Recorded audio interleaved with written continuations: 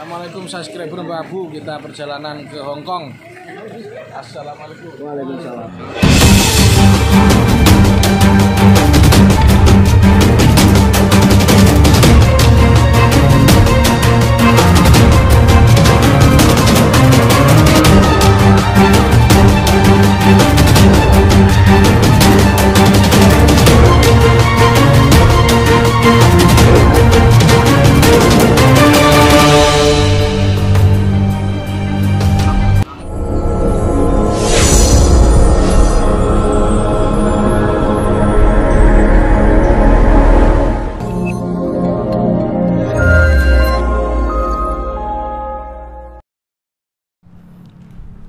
Assalamualaikum warahmatullahi wabarakatuh.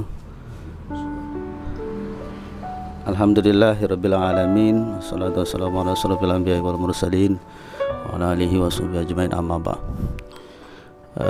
Pada hari ini mari sama-sama kita panjatkan puji syukur kita pada Allah Subhanahu wa taala. Salawat salam senantiasa kita sanjungkan pada junjungan kita, yaitu Nabi Muhammad sallallahu alaihi wasallam. Pada hari ini kita bersama guru kita, yaitu Gus Alam Ma'lauddin As-Siddiqi di Tanjung Inim, Kota Tanjung Inim, Kabupaten Muara Enim, akan mengadakan pelatihan Jam'iyah Ruqyah Ahlussunnah wal Jamaah yang kedua. Di sini pagi ini kami mau bertanya, Gus, bagaimana cara menutup portal gaib, Gus? Ya, itu.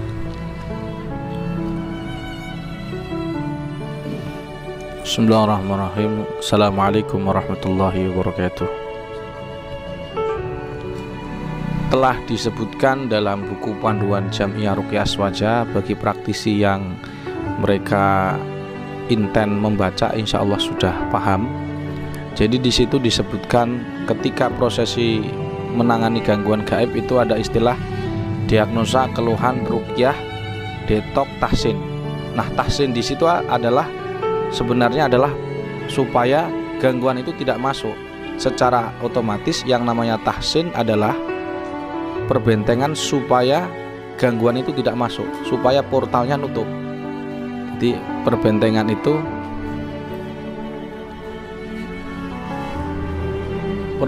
itu ada pada tahsinat itu.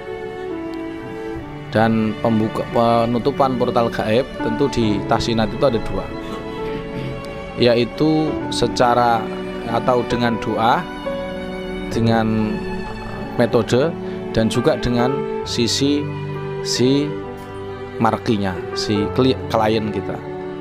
Jadi sisi kita cukup cara menutup, yaitu yang pertama yaitu dengan jalur doa, dengan metode. Metodenya adalah dengan menutup mata ketiga atau cakra ajna kalau orang cakra bilang. Kalau kita ya otomatis di latoif salah satunya di bagian mata tengah sini. Biasanya ini untuk jenis-jenis orang yang melihat gaib.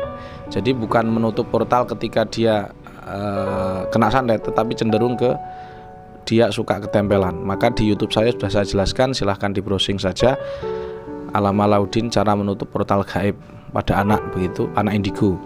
Dan di situ saya jelaskan bahwa cara menariknya yaitu kita, karena anak kecil itu dia melihat gaib itu karena faktor ketempelan, maka dia harus ditarik yang nempel-nempel itu, energi negatifnya.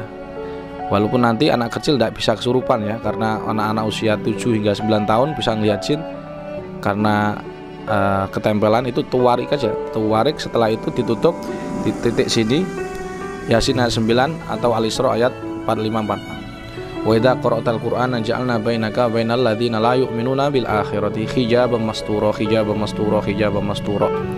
Itu diulang-ulang 7 atau 3 kali. Ditutup, niat nutup aja, tes gitu. Terus nanti dites anak itu dites melihat yang gaib yang tadinya dia lihat. Nah, sekarang apakah dia masih dilihat atau tidak? Itu cara menutup portal gaib yang anak yang indigo.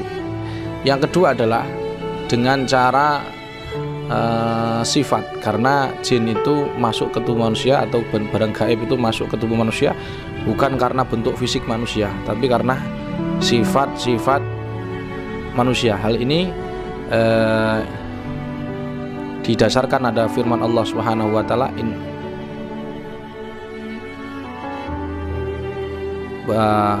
bahwa setan itu ya'murukum bil fahsya'i wal munkar. Fahsya dan munkar itu cenderung sifat. Maka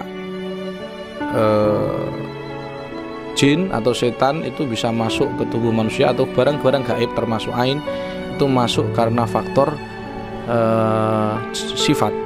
Maka tutup saja portalnya, yaitu dengan cara simarki. Kalau tadi kan kita usaha kita, ya yang kedua ini adalah usaha simarki sendiri. Jadi tidak bisa nutup portal itu hanya karena usaha peruqyahnya. Sama-sama sebagaimana sering saya sebutkan, kalau ruqyah ini pengen efektif, 50% dari usaha klien atau marki dan 50 lagi dari usaha peruqyahnya. Ini kan sudah jelas ini. Yang tadi adalah cara bagi peruqyahnya. Yang kedua, portal dari 50%-nya ditutup dengan usaha dia, yaitu menghilangkan 4 sifat ini. Apa itu sifatnya? Portal gaib, yaitu yang pertama adalah marah.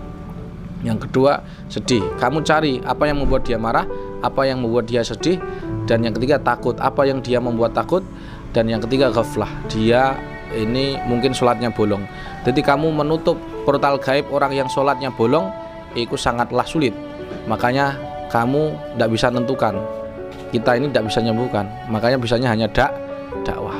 Jadi selama dia bisa nutup marah, sedih, takut, dan kekosongan pikiran, insya Allah secara otomatis kalau sudah tertutup ini portalnya akan tertutup. Sehingga ketika disantet, dipakai tenaga dalam, dipakai sugesti, dihancurkan begitu, tidak akan mempan.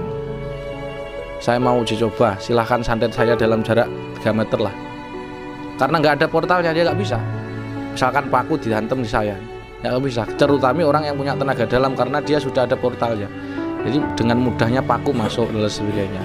Tapi selama tidak ada portalnya, nggak akan bisa. Jin masuk yang nggak akan bisa. Seperti itu. Makanya jadi dua penutup portal, ada doa, ada dua. Pertama dari kita, yaitu kita baca doa. Yang kedua adalah dari pasien itu sendiri. Dan dari doa ini sudah jelas bahwa ketika Rasulullah SAW mengatakan barang siapa setelah zuhur, setelah subuh mengucapkan la ilaha illallah wa la syarikalah lahul mulku wa lahul hamdu yuhyi wa yumitu wa huwa ala kulli syai'in qadir 100 kali, insyaallah setan dihindarkan dari gangguan setan. Ini menunjukkan bahwa doa itu bisa menutup portal atau menghindarkan kita dari gangguan gaib dan portal gaib. Itu saja saya kira, mudah-mudahan bermanfaat, menjadikan kita semakin hari semakin dekat kepada Allah, semakin taat kepada Allah, menjalankan syariat dan menghidupkan sunnah-sunnah Rasulullah Sallallahu Alaihi Wasallam. Demikian, assalamualaikum warahmatullahi wabarakatuh. Terima kasih guru kami. Assalamualaikum warahmatullahi wabarakatuh.